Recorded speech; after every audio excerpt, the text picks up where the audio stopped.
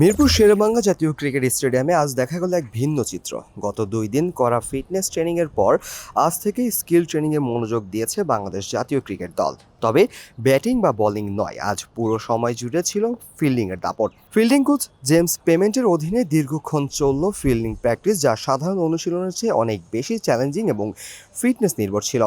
বাংলাদেশ দলের চিরচেনা এক সমস্যার নাম ফিল্ডিং। বিশেষ করে গুরুত্বপূর্ণ সময়ে ক্যাচ মিস বা গ্রাউন্ড ফিল্ডিংয়ে রান আটকে দিতে না পারা অনেক হারের কারণ হয়ে দাঁড়িয়েছে। সেই দুর্বলতা কাটিয়ে উঠতেই বিসিবি এই বিশেষ পরিকল্পনা। আজ অনুশীলনের শুরুতেই ক্রিকেটারদের ছোট ছোট গ্রুপে ভাগ করে দেন পেমেন্ট।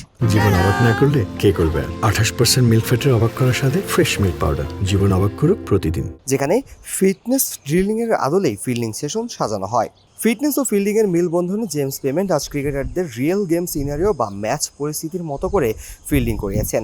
বলের পেছনে দৌড়ানো, ড্রাইভ দেওয়া এবং দ্রুত থ্রো করার ক্ষেত্রেও ফিটনেস কতটা জরুরি সেটাই ছিল আজকের মূল মন্ত্র। পেমেন্ট ক্রিকেটারদের বারবার মনে করে দিচ্ছিলেন যে আধুনিক ক্রিকেটে ফিল্ডিং স্রেফ একটি দক্ষতা নয়, এটি অ্যাথলেটিজমের চূড়ান্ত পরীক্ষা।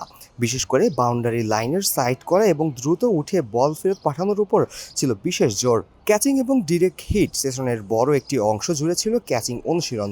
স্লিপ ফিল্ডিং এবং হাই ক্যাচিংয়ের বাংলাদেশের দুর্বলতা বেশ পুরনো। এছাড়া ডিরেক্ট হিটের মাধ্যমে রান আউট করার দক্ষতাও শানিত হতে দেখা গিয়েছে ক্রিকেটারদের। বাংলাদেশ দলের সাম্প্রতিক পরিসংখ্যান বলছে ফিল্ডিংয়ের মান তলানিতে যাওয়ার কারণে ম্যাচ হাতছাড়া হচ্ছে বারবার। ক্যাচ ড্রপ শুধু রান বাড়ায় না, বলারদের আত্মবিশ্বাসও কমিয়ে দেয়। ফিল্ডিংয়ে উন্নতি ছাড়া বড় টুর্নামেন্টে টিকে থাকা অসম্ভব। তাই ফিটনেস সেশনের পরপরই এই হাই ইন্টেন্স ফিল্ডিং প্র্যাকটিস ক্রিকেটারদের শারীরিক ও মানসিক দৃঢ়তা বাড়াতে সাহায্য করবে। এখন দেখার বিষয় হচ্ছে যে আসছে নিউজিল্যান্ড সিরিজে এই ট্রেনিং কতটা কার্যকর হয়। Kazi Mohammad Arafat, face the people. জীবন অবাক না করলে কে করবে? 28% মিল্ক ফ্যাটের অবাক করার সাথে ফ্রেশ মিল্ক পাউডার। জীবন অবাক করুক প্রতিদিন।